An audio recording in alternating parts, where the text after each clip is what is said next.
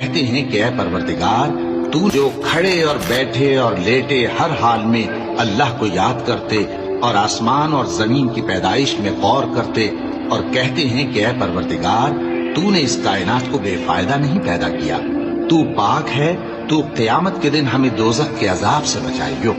اے پروردگار، جس کو تو نے دوزخ میں ڈالا اسے رسوا کیا، اور ظالموں کا کوئی مددگار نہیں ہوگا۔ اے پروردگار، ہم نے ایک پکارنے والے کو سنا کہ ایمان کے لیے پکار رہا تھا کہ اپنے پروردگار پر ایمان لاؤ، تو ہم ایمان لے آئے۔